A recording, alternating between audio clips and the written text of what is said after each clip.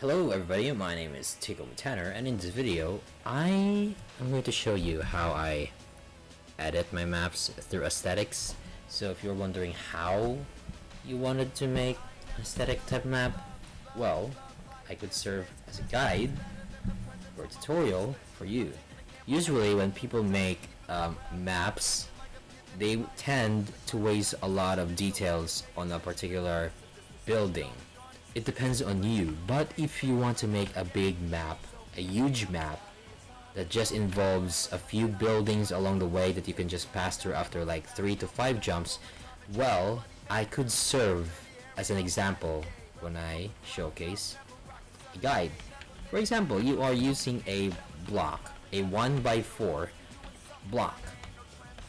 It is for design. For example, you want to make a pillar, a house. For example, you want to make a house. You do it like this. Wait, I didn't mean to copy that. You do it like this. Typical house. We don't need to be so accurate. So you already are using a lot of blocks. You get me? Just to build a normal house. Yes, it's detailed, but it's not efficient because in Halo parkour or in builds in generals, there are limitations with our build, so there's only a limit of blocks. I did some research and it told me that you could only have a maximum of like 650 blocks. It looks pretty nice, right? But it wastes a lot of your blocks just to build this sort of building. So yes, you can have a variety in it, like you could add something more.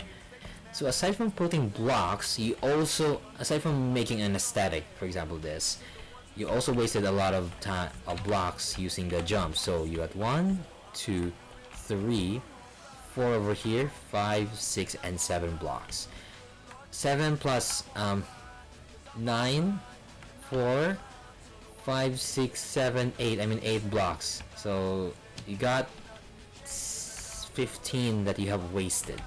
7 plus 8, 15. There is a way to solve this without using 15 blocks. You could just use 10.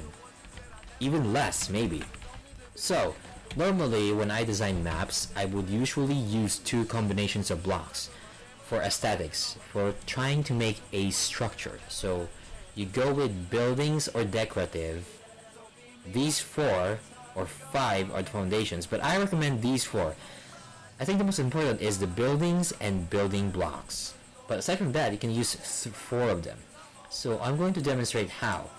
When I use building blocks, I would normally pick these 3-story house, or maybe even the tower. I like the use of tower. So I would pick this one, make it like this. So not a lot of people could see it, but I do, and you could make a foundation using this one. So for example, you got yourselves a foundation. How would you connect the jumps here? Alright, let's make it float. Add more blocks. So we will use the big and tall, this one. And yeah, you already got it covered. For example, you just want these sections to be covered. Well, this one's pretty open. Well, you can do that. Do it like this one. It's up to you how you design, but I'm just showing what I could do. Honestly, that looks pretty bad, so let's just make it like this one. Now I wasted 1, 2, 3, 4, 5. Just 5 blocks alone on one section.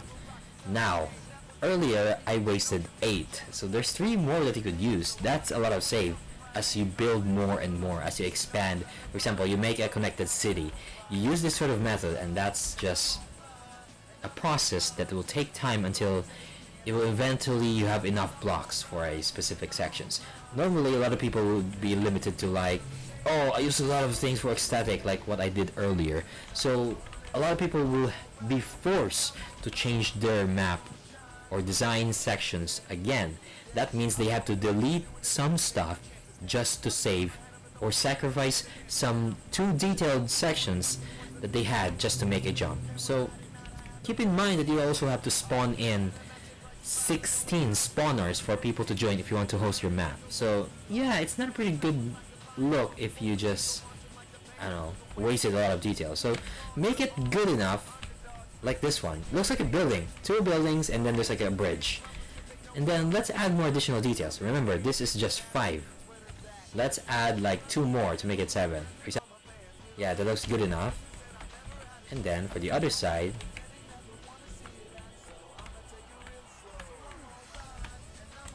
there we go. And now you got yourselves kind of like a house with another building. So yeah, pretty cool. Also, I think to save more, you can use inclines. And there is 2 jumps here that you could use, some sort of roof. This one, or no, not you. The one below it, stunt. And there you go. You got a bit of a. You use 8 blocks. You could build another building here that could connect it, or maybe a barrier for the second level. So yeah, you get me. You can save a lot of these jumps, a lot of blocks, by implementing a giant structure mixed with buildings and then add your aesthetics a little bit. So you could save a lot of blocks and jumps in order to make your map that includes like 650 blocks. So yeah, let's make the jump, and there we go. So for example, we wanted to do the jump, and you have to save jump there. I should try again. Oh crap.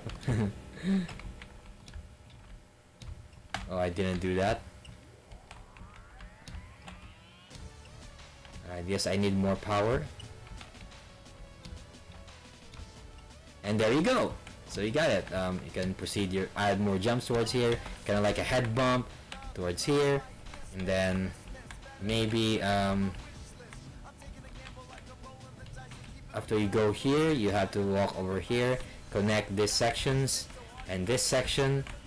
Or maybe not because you drop down there, but it depends on how you design. It's up to you on how you connect these blocks to where your next destination of blocks is. So it's very important to be as efficient as possible. So I already have a house, a building house, second story, with some sort of balcony, and then there's like a bridge in between using 1 block alone towards another building over here. And then there's some sort of roof there. Yeah, it depends on how you design. But the most important is you use as much as little blocks as possible. I guess that's all. I do hope you enjoyed this video. Thanks for watching. Have a great day.